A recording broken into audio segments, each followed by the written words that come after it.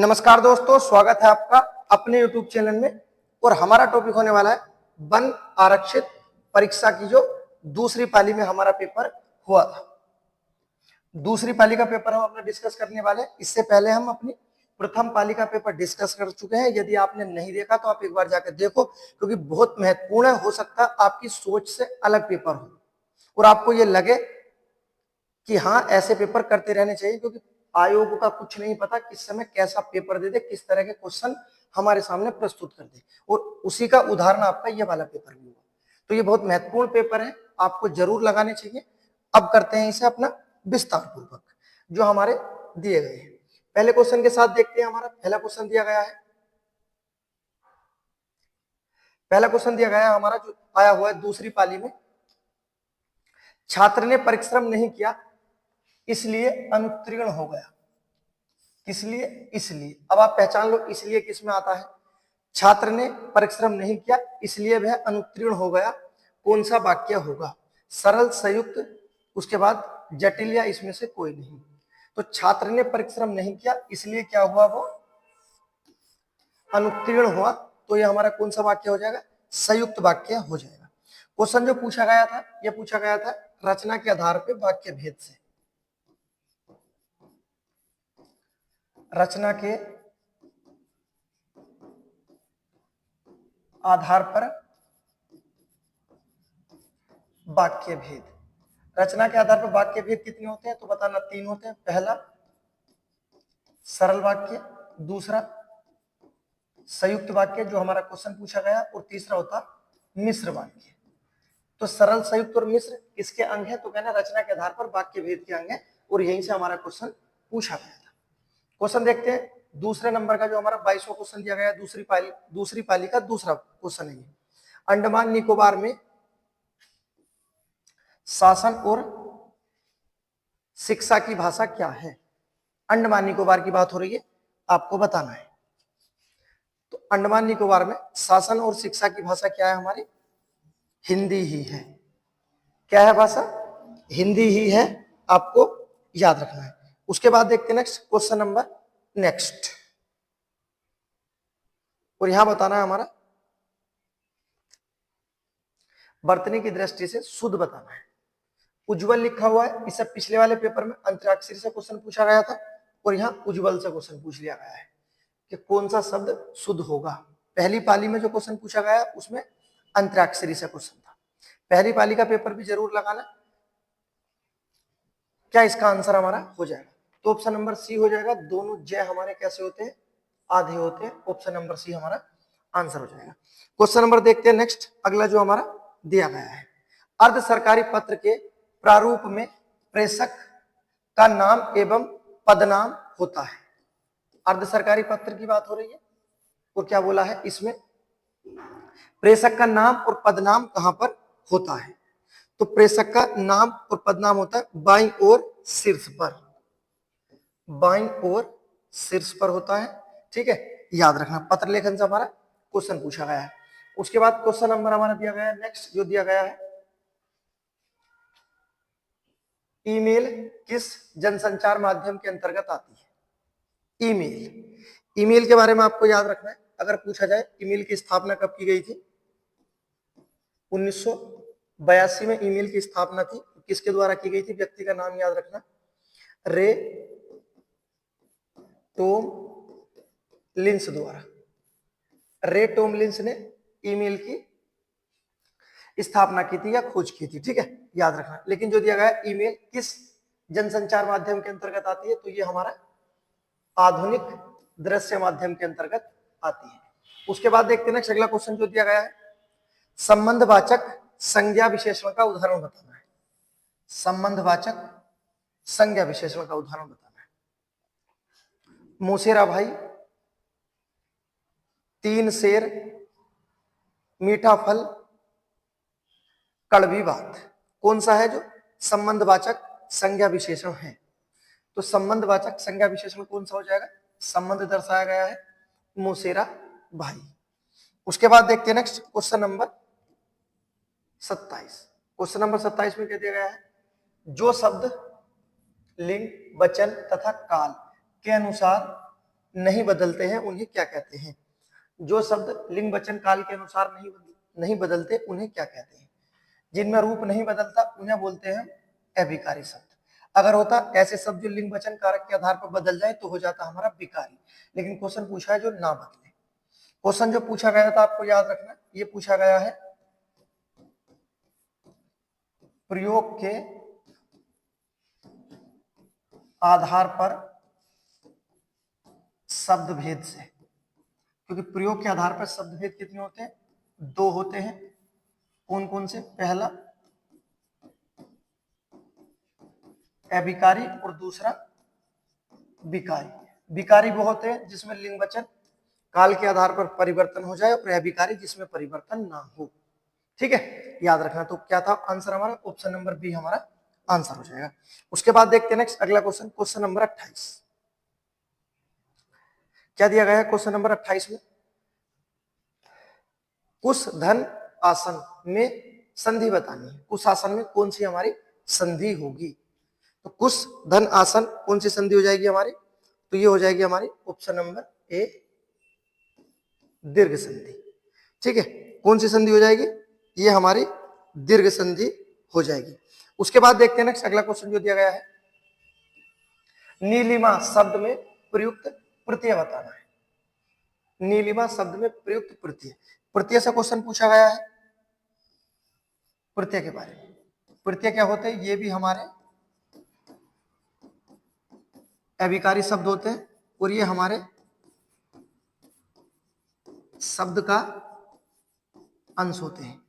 उसके बाद पूछा है प्रत्यय के भेद, तो बताना सर 2 भेद होते हैं। पहला कृत प्रत्यय और दूसरा तद्धित प्रत्यय। कृत प्रत्यय किसके साथ आते हैं?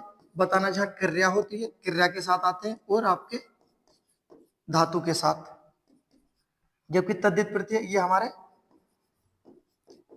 सर्वनाम के साथ आते हैं और संज्ञा के साथ आते हैं और हमारे विशेषण के साथ आते हैं। तो संज्ञा सर्वनाम विशेषण के साथ कौन से प्रत्यय आता है? तो कहना तद्धित प्रत्यय, क्रिया के साथ कृदंत प्रत्यय। ठीक है, और क्वेश्चन क्या पूछा गया है? नीलिमा में कौन सा हमारा प्रयुक्त प्रत्यय होगा? तो क्या हो जाएगा इसमें? ऑप्शन नंबर ए हमारा आंसर हो जाएगा। ठीक है, याद रखना। उसके बाद देखते हैं नेक्स्ट अगला क्वेश्चन, क्वेश्चन नंबर नेक्स्ट जो दिया गया है 30, द्वितीय पाली का 10वां क्वेश्चन है। पूर्ववर्ती का विपरीतार्थी अर्थात विलोम शब्द क्या होगा? क्या होगा हमारा पूर्ववर्ती का विलोम शब्द? तो पूर्ववर्ती का विलोम शब्द हो जाएगा आपका परवर्ती। ऑप्शन नंबर सी हमारा आंसर हो जाएगा। उसके बाद देखते हैं नेक्स्ट अगला क्वेश्चन जो हमारा दिया गया है। नेक्स्ट देखते हैं जो हमारा अगला क्वेश्चन दिया गया है, क्वेश्चन नंबर 31। निम्नलिखित में से अशुद्ध वाक्य छांटना है। अशुद्ध वाक्य देख लेते हैं। वहां बहुत से पशु और पक्षी उड़ते और चरते हुए दिखाई देते हैं। पहला ऑप्शन दिया गया है। दूसरा देखते हैं, देश भर में यह बात फैल गई। दूसरा ऑप्शन। तीसरा ऑप्शन, बाघ और बकरी एक घाट पर पानी पीते हैं। और चौथा, न जाने कितने जीव पैदा होते हैं। कौन सा हमारा आंसर गलत है? जो ऑप्शन दिया गया है गलत होगा। तो जो ऑप्शन नंबर ए है हमारा, ये गलत रूप है, क्योंकि जो इसमें लिखा है वहां बहुत से पशु और पक्षी उड़ते लिखा हुआ है। ठीक है, पक्षी उड़ते हैं, पशु नहीं उड़ते हैं। ऐसा नहीं है कि मैंने वहां हाथी उड़ता हुआ देखा है या मैंने घोड़ा उड़ता हुआ देखा है। तो ऑप्शन नंबर ए हमारा क्या है? अशुद्ध हो जाएगा, गलत हो जाएगा। ठीक है, उसके बाद देखते हैं नेक्स्ट अगला क्वेश्चन, क्वेश्चन नंबर नेक्स्ट जो दिया गया है 32। क्या दिया गया है? निम्नलिखित में क्रिया के सही भेद हैं। कितने भेद होते हैं क्रिया के? क्रिया का मूल रूप क्या होता है? क्रिया का मूल रूप धातु होता है। धातु के 2 भेद होते हैं, मूल धातु और यौगिक धातु। ठीक है, तो क्रिया कर्म के आधार पर क्रिया के 2 भेद होते हैं। 2 कौन कौन से हैं? पहला होता है अकर्मक और दूसरा होता है सकर्मक। और यही क्वेश्चन पूछा है अकर्मक सकर्मक। क्रिया के सही भेद होंगे तो बताना अकर्मक और सकर्मक हो जाएंगे। जिसमें कर्म होगा वो सकर्मक हो जाएगा और जिसमें कर्म नहीं होगा वो अकर्मक हो जाएगा। क्वेश्चन नंबर देखते हैं अगला नेक्स्ट जो हमारा दिया गया है, इसमें दिया गया है बघेली किस उपभाषा की बोली है। बघेली से क्वेश्चन पूछा गया है। बघेली किस उपभाषा के अंतर्गत आती है, यह आपसे क्वेश्चन पूछा गया है, आपको बताना है। तो जब भी बघेली आ जाए आपको एक शब्द याद रखना है, अब छह। ठीक है, क्योंकि इसके साथ और आती है, जैसे एक आती है अवधि, दूसरी बघेली और तीसरी छत्तीसगढ़ी। और इन तीनों को एक साथ मिलाकर बोलते हैं ट्रिक है अब छह। अवधि, बघेली और छत्तीसगढ़ी। और ये किसके अंतर्गत आती है? ये हमारी पूर्वी हिंदी के अंतर्गत आती है। ठीक है, पूर्वी हिंदी उपभाषा के अंतर्गत हमारी अब छह बोलियां आती है, अवधि, बघेली, छत्तीसगढ़ी। यहाँ बघेली पूछी गई है, अवधि भी पूछी जा सकती थी, छत्तीसगढ़ी भी पूछी जा सकती थी, कोई सी भी पूछी जा सकती थी। उसके बाद नेक्स्ट ऑप्शन नंबर जो दिया गया है हमारा बी, जिसमें दिया गया है पश्चिमी हिंदी, इसके अंतर्गत कितनी आती है? तो सबसे ज्यादा जो बोली आती है किसके अंतर्गत आती है बताना? पश्चिमी हिंदी उपभाषा के अंतर्गत सर सबसे ज्यादा बोली आती है, कितनी? 5। कौन कौन सी? पहली हमारी खड़ी बोली हो जाएगी, उसके बाद हमारी ब्रज भाषा हो जाएगी, 2 हो गई हैं। उसके बाद हरियाणवी, 3 हो गई। उसके बाद चौथी हो जाएगी हमारी बुंदेली, बुंदेली। और लास्ट क्या हो जाएगी हमारी? कन्नौजी। ठीक है, तो ये जो है खड़ी बोली, ब्रज भाषा, हरियाणवी, बुंदेली, कन्नौजी, ये कहाँ आती है? हमारी पश्चिमी हिंदी के अंतर्गत आती है। जबकि अब छह कहाँ आती है? तो बताना पूर्वी हिंदी के अंतर्गत। उसके बाद पूछा जाए राजस्थान के अंतर्गत कौन कौन सी आती है, तो आपको ये याद रखना है, यहाँ से भी क्वेश्चन पूछे जाते हैं कि राजस्थान उपभाषा के अंतर्गत कितनी आती है? तो 4 आती है। क्वेश्चन पूछा जाए पूर्वी राजस्थान में कौन सी आती है, तो हमारी आती है जयपुरी, पूर्वी राजस्थान। पश्चिम में आती है मारवाड़ी, पश्चिम आ जाएगी। उत्तर में कौन सी आती है? उत्तर में आती है हमारी मेवाती। और दक्षिण में कौन सी आती है? मालवी। ठीक है, चारों याद रखने, पूरा पश्चिम, उत्तर, दक्षिण, राजस्थान के कौन से हिस्से में कौन सी बोली जाती है। इससे अलग जो आपको याद रखना है कि जयपुरी को हम अन्य किस नाम से जानते हैं? जयपुरी को हम हाड़ौती कहते हैं और डुंडाड़ी बोला जाता है। हाड़ौती और डुंडाड़ी किसे बोला जाता है? तो बताना, ये हमारा जयपुरी को बोला जाता है। सही है, ये पूरे क्वेश्चन है, इस तरह से क्वेश्चन बनते हैं, आपको याद रखना है कौन सी उपभाषा में कौन सी बोली आती है। उसके बाद देखते हैं नेक्स्ट आगे क्वेश्चन पूछा गया हमारा, इसमें पूछ लिया गया है घोड़े का पर्यायवाची शब्द हमें बताना है कि घोड़े का पर्यायवाची शब्द क्या होगा। घोड़े का पर्यायवाची शब्द, तो घोड़े के जो पर्यायवाची शब्द होते हैं, पहले तो आपको पता होगा, बिल्कुल आसान है, घोटक, उसके बाद तुरंग, उसके बाद आता है हमारा बाजी शब्द, रवि सुत और रवि पुत्र, दोनों किसके? हमारे घोड़े के पर्यायवाची है। उसके बाद नेक्स्ट सबसे महत्वपूर्ण आता है सैंधव। ठीक है, और उसके बाद है जो हमारा पूछा गया है, ऑप्शन नंबर बी हमारा आंसर हो जाएगा। घोड़े का पर्यायवाची क्या हो जाएगा? है हमारा हो जाएगा। ठीक है, अन्य जो पर्यायवाची ये भी आपको याद रखनी है। नेक्स्ट क्वेश्चन नंबर दिया गया हमारा 35, इसमें के लिए है पासपोर्ट को हिंदी में क्या कहते हैं। तो पासपोर्ट को हम हिंदी में क्या कहते हैं, आपको याद रखना है, इसे कहते हैं पारपत्र कहते हैं। पासपोर्ट को क्या कहते हैं हिंदी में? पारपत्र कहते हैं। उसके बाद देखते हैं नेक्स्ट क्वेश्चन दिया गया है सूर्यकांत त्रिपाठी निराला की पत्रिका बतानी है। कौन सी पत्रिका है? सूर्यकांत त्रिपाठी निराला की। जो हमारा इससे पिछली पाली में पेपर हुआ है ये, उसमें भी क्वेश्चन पूछा गया है सूर्यकांत त्रिपाठी निराला से, और आप देखो इसमें भी क्वेश्चन पूछ लिया गया है सूर्यकांत त्रिपाठी निराला से। तो क्वेश्चन इनसे पूछे जाते हैं, आपको याद रखना है। सभी एग्जाम में लगभग लगभग टकराई जाते हैं, तो याद रखना। सूर्यकांत त्रिपाठी निराला की जो पत्रिका है कौन सी है, तो बताना मतवाला।